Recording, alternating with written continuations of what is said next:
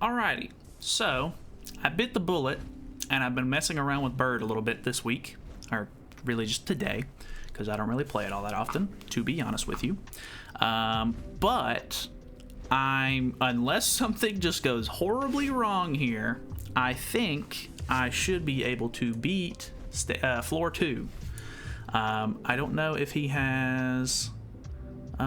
inflicting explosion damage on an enemy heals the hero's HP by 20%, so interesting. I don't think he has a revive or anything of that nature from what I can tell, but then again, I was looking really hard through the earlier stages of this to see if there was some sort of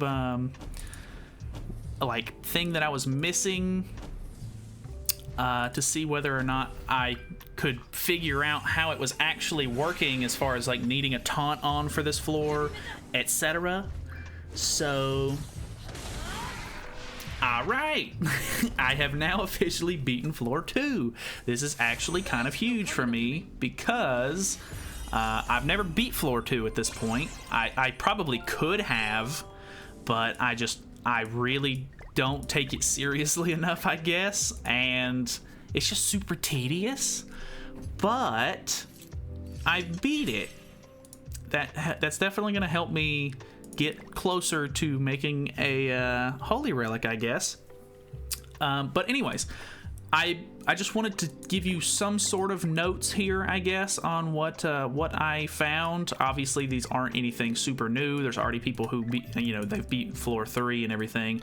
But I just want to give you what I sort of figured out, because honestly, like even going into floor 2, you don't see anything super crazy. Like his uniques and stuff like that don't really say what he's actually doing. Heals 100% of defense when the hero's HP reaches 0. So this is the one where he gets a revive. So basically on phase 1, he has this move right here, which he uses on the second turn, I think, his second turn. And he uses it at the very beginning of his turn and then does 2 attacks. So he's going to get a stat increase for his attacks and do more damage. So you want to make sure that you have... I make sure to put on my Matrona taunt at the very beginning just to get it out of the hand so I can try to draw more cards, and I rank up on my Margaret because this is the team that I'm using. I use Brynhildr, Margaret, Gother, and Matrona. I make sure to use or I rank up Margaret's cards and then use her charge just to get the attack out of the hand, so that way whenever it flips over to my turn after his first turn, it's right before he's going to use the buff card. So with the buff, am I on the right phase? What? Phase 2? Hello? Oh, it's phase 1. I'm stupid. Yeah, so he gets an increase in attack. So you want to make sure that I make sure that I have my Matrona taunt on, so he's hitting Matrona because she gets increased defense. And I go ahead and pop the Margaret buff before going into that phase, so that way I can make sure that she doesn't take nearly as much damage. And then when I go into my third phase, or my third turn, I can use Matrona's attack card to get rid of the buffs that he just puts on with this one right here. So you get rid of that basic stat increase, and then you're just trying to, beat through the phase. The biggest problem is going into phase 2. It actually says it down here in the description. I was hoping that it would be a passive so I could actually read that in battle, but it says the demonic beast is immune to reflect damage and uses an attack skill which deals great damage to all enemies every set number of turns. If the attack lands on a taunted enemy, they will not take damage. So you want to make sure that you have taunts up the entire time you're going through this, which isn't terribly hard, but at the same time RNG can kind of screw you over there. Luckily Matrona's buff cards, or her stance card, buff card, whatever you want to call it, her taunt card, lasts for 3 turns even on level 1, so as long as you can get like 2 or 3 of them, then you should be pretty good. But also just take into account that on phase 2 you want to start building up like really good cards, because in phase 3 it says it down here, the demonic beast is immune to reflect damage and its stats become enhanced at set amounts of remaining HP.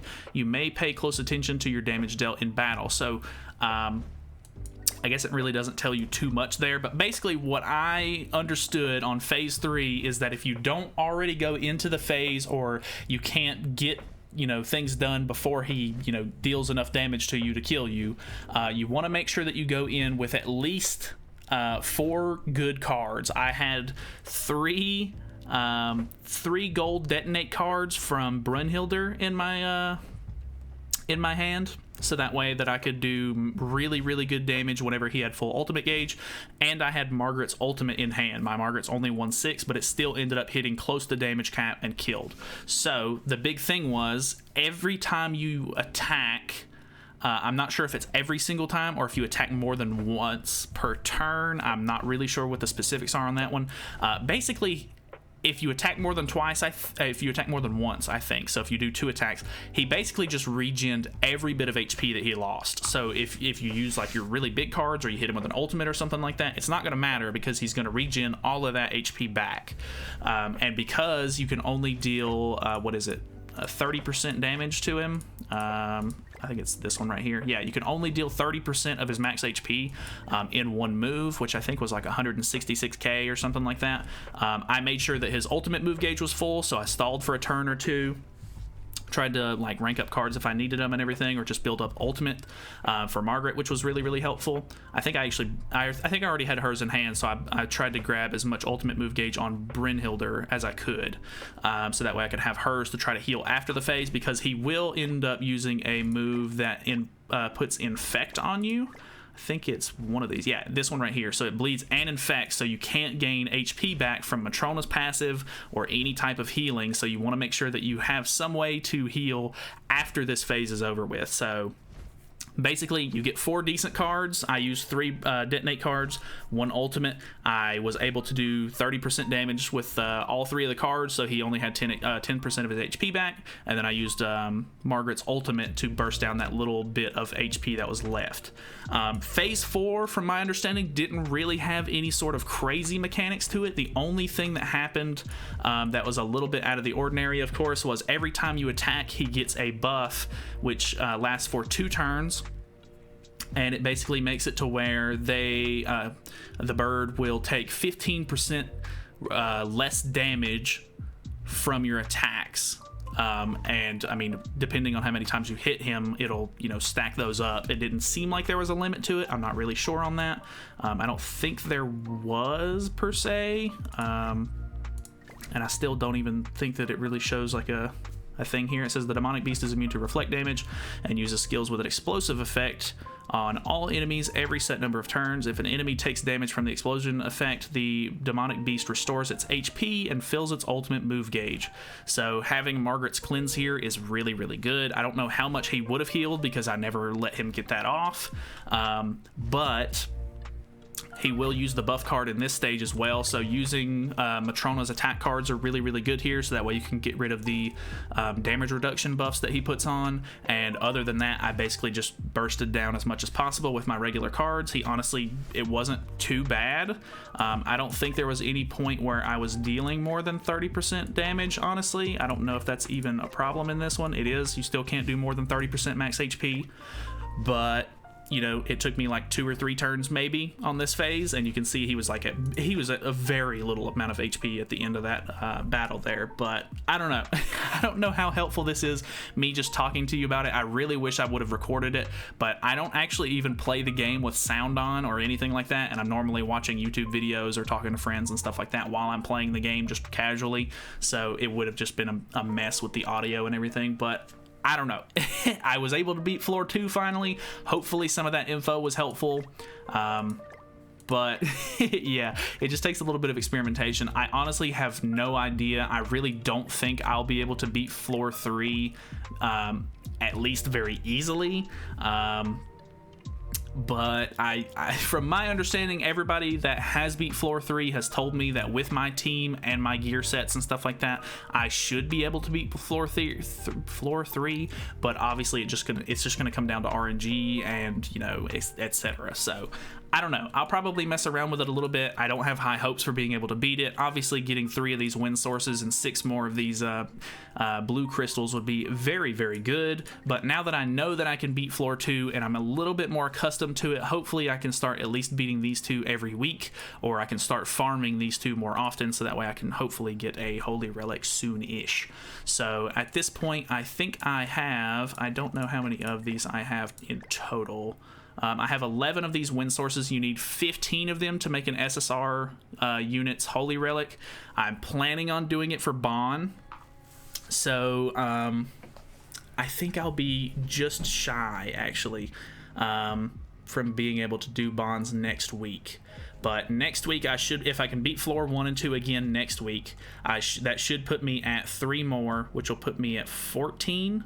And then hopefully I should be able to buy the 1 that I need out of the Memory of Yggdrasil exchange shop, which is right here. I'll try to start saving up for those, which actually I need to buy more of these as well for bonds. So any of the extras that I get, I'll try to pump into these, because I think I need 80 of these or something like that. Can't remember exactly, but if I can buy 1 more of these sometime next week and I can do a little bit more, it really just depends on if I can get these. I'll need to farm a little bit more as well, because I need to get the crystals. I think I need 25 of these, actually, or 30. I can't remember exactly how many I need, but I'm pretty close to getting that, actually. And then I just need some more of these blue human crystals. I think I'm almost done, actually. I'm just doing that run alone, I think, netted me a pretty decent amount of them. So if I look at his Holy Relic, it is, yeah. So I just need to focus on these right now. I should be able to get a couple more of these. I can farm these out, but it's just very tedious. Hopefully I can get lucky with some of those.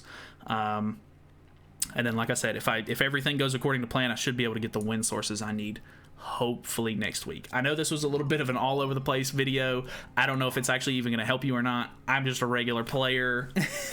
I don't know, just trying to give you a little bit of info. If it helps, I don't know. Obviously, without being able to see it, it's a little bit tougher, but hopefully I can try to, as I mess with it a little bit more, I'm going to try to start recording some of my floor 2 runs or even floor 1 runs, and try to actually break down the fight a little bit more, so that way it'll help you guys out if possible. So I don't know, this video really doesn't have a massive point other than I beat it.